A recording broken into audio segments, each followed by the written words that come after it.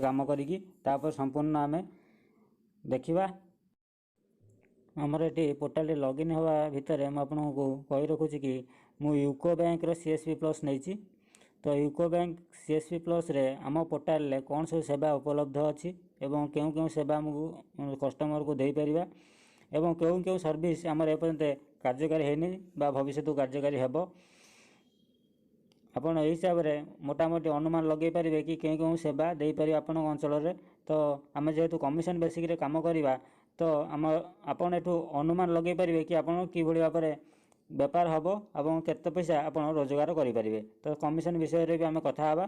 तो प्रथम आम पोर्टाल लॉगिन करी उपलब्ध थी सेवा गुड़िक उपर आपके नजर पकईदेवा। तो आम क्यों क्यों सर्विस कस्टमर को दे पारिबा और कस्टमर आम कतरू क्यों क्यों सर्विस पाइपर। देखु एपीएस सर्विस रे आपण समस्त बैंक रु विड्रॉल 10,000 पर्यंत करेंगे। यूको बैंक भी से 10,000 आप अधिका अधिका करेंगे ना। डिपोजिट केवल एपीएस माध्यम यूको बैंक ही हो पार, अदर बैंक डिपोजिट हो पार ना।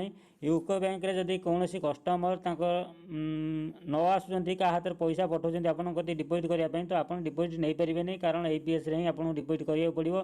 तो तांकर फिंगरप्रिंट ही आवश्यक। तो आप 10,000 रु अधिका एपीएस रे डिपोजिट करेंगे ना कि विड्रॉल करेंगे ना।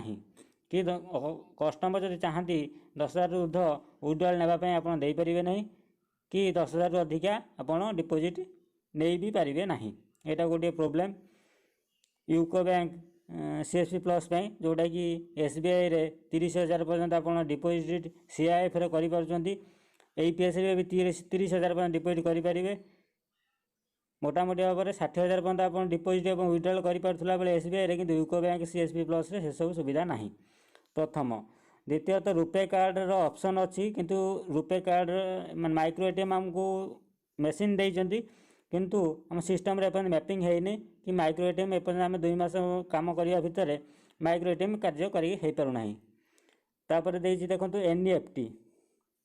एनईएफटी ऑप्शन अच्छी, किंतु एनईएफटी कार्यकारी होना। आउ जो दुईटी ऑप्शन रहा एनईएफटी एसएचजी आ गोटे है आईएमपीएस, ये 3टी ऑप्शन एपर्यंत कार्यकारी होना। भविष्य हो पारे किंतु बर्तमान सुधा होना।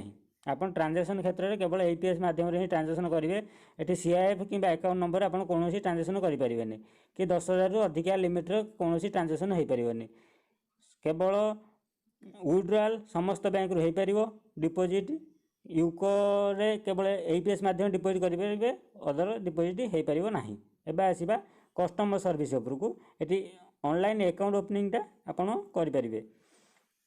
अकाउंट ओपनिंग हो पारुची माइनर मेजर समस्त वर्गर अकाउंट आप खोली पारे। ये जमी आम लिस्ट थी करेन्ट अकाउंट ओपनिंग सुविधा बर्तमान सुधा आमको दि जाए ना। केवल आप सेविंग अकाउंट जीरो अकाउंट जोटा आमर सेविंग तक नुह जीरो अकाउंट जोटा प्रधानमंत्री जनधन योजना जो अकाउंट खोल जाऊँगी आप अकाउंट ही ए खोली पारे। माइनर मेजर उभय अकाउंट खोली पारे।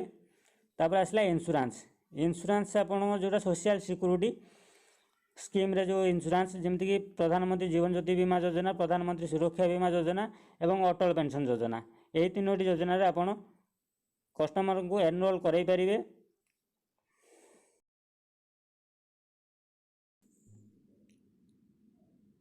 एबे आम 3 नंबर ऑप्शन को जीवा। 3 नंबर से लॉज ऑफ कस्टमर रिक्वेस्ट, ये ऑप्शन टी आमर कार्यकारी होना। तापर आसला lodge of complain customer request जोटा जो माने ट्रांजैक्शन फेल्युअर है जो कस्टमर को कंप्लेन लॉज करने। तो आपड़ जदि एपीएस रे कौन ट्रांजैक्शन फेल्युअर हो विड्रॉल हो डिपोजिट हो तो आप कंप्लेन दे पारिबे।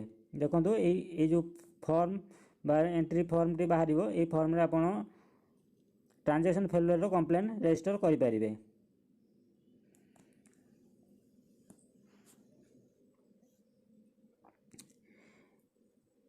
या पर कौन सी ऑप्शन प्राय काम करूना, आधार सीडिंग होना। ये आरडी और एसटीडीआर ओपन करें कस्टमर 10,000 पर्यंत लिमिट 10,000 टका पर्यंत आप आरडी और एसडीडीआर करें कस्टमर। आधार सीडिंग आम केन्द्र हो पारना। आउ अन्य कौन सर्विस आमर एपर्यंत एभेलेबल है नहीं। पासबुक प्रिंटर देखो कौन ऑप्शन ही ना कि पासबुक प्रिंटर आमको मिली कि पासबुक प्रिंट पर कौन ऑप्शन ना। तो मोटामोटी भाव में कहवाक गले आपण अकाउंट ओपनिंग करेंगे एईपीएस रे समस्त बैंक विड्रॉल करेंगे। डिपोजिट केवल एईपीएस रे यूको बैंक रे करेंगे और समस्त लिमिट रहिबो 10,000। डिपोजिट आप एईपीएस 10,000 ही करेंगे और विड्रॉल समस्त बैंक रु 10,000 पर्यंत आप विड्रॉल करेंगे। माइक्रो एटीएम एपर्यंत कार्यकारी होना कि पासबुक प्रिंटर एपर्यंत चालू होना। आपड़ अकाउंट ओपनिंग माइनर मेजर उभय करेंगे और सुकन्या समृद्धि गोटे ऑप्शन अच्छी जोड़ा सुकन्या समृद्धि योजना आप खाता एनरोल करेंगे। करेंट अकाउंट कौन सी एपर्यंत ऑप्शन आसी ना कि करेंट अकाउंट आप खोली पारे ना। तो यही सब सर्विस आपण केन्द्र कस्टमर को दे पारे। तो आप पंचायत रे पॉपुलेशन नहीं कि आपड़ देखूँ आपन केते कौन ट्रांजेक्शन हम प्राय सबु पंचायत रे सीएसपी कार्य कर। तो आप जेहेतु गोटे पंचायत गोटे सीएसपी भाव में आप कार्य करेंगे आगु तो सीएसपी थे अलग कथा किंतु आप पॉपुलेशन नहीं कि आप ट्रांजेक्शन करेंगे ट्रांजेक्शन अनुसार ही आप कमिशन पाइबे। तो ये आम आसा कमिशन उपरकू। तो आमर अक्टोबर मास 10 तारिख दिन आम सिस्टम मिलता आमको कार्य करने आम आईडी एक्टिव होता। तो अक्टोबर 10 तारिख रु प्राय नवेम्बर 10 तारिख पर्यंत आमर मान जेहेतु आमर घर रेडी हो नाला तो आम काम आरंभ कर पार नथिलु तथापि आम 100टी ट्रांजेक्शन करूँ ता भितर मासे भितर 100टी ट्रांजेक्शन रे 12टा अकाउंट ओपनिंग होता और 100टा ट्रांजेक्शन होता। या पर मोटामोटी कह गले एतिकी ट्रांजेक्शन उपरकू आमको कमिशन मिलता 1270 टंका मो आईडी रे आसीथिला। एतिकी ट्रांजेक्शन मु करी तो मोर छोट छोट अमाउंट ट्रांजेक्शन थिला तो से मोर कमिशन कम आसीथिला। तो नेक्स्ट मास जोटा आमर नवेम्बर मासर कमिशन एपर्यंत आसीनी। तो डिसेम्बर आज मासर 10 तारिख होगा आम नवेम्बर मासर एपर्यंत कमिशन आसीनी। अक्टोबर मासर कमिशन आम 8 तारिख दिन आम अकाउंट क्रेडिट होता। यूको बैंक कमिशन जहाँ आमको बेसी कही कि पर जदि आप अकाउंट ओपनिंग कर 100 टଙ୍କା मिनिमम डिपोजिट करी तो 15 टଙ୍କା आपको पर अकाउंट रे कमिशन मिलिबो। एवं ट्रांजेक्शन मोटामोटी भाव में आप धर 100टा ट्रांजेक्शन कर लक्षे टଙ୍କା टोटाल अमाउंट हो ट्रांजेक्शन तो ट्रांजेक्शन टोटाल अमाउंट 0.32% आपको कमिशन मिलिबो।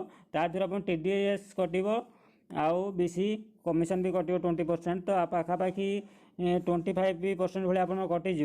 तो मोटामोटी भाव में आमको प्राय 280 टଙ୍କା भाया मिल माने लक्षे टଙ୍କା ट्रांजेक्शन उपर आमको बेसी जहाँ सूचना देते कि आमको कौन कमिशन चार्ट आसीनी। तो आसिले मुझे आपको जनइबी आप हिसाब से ही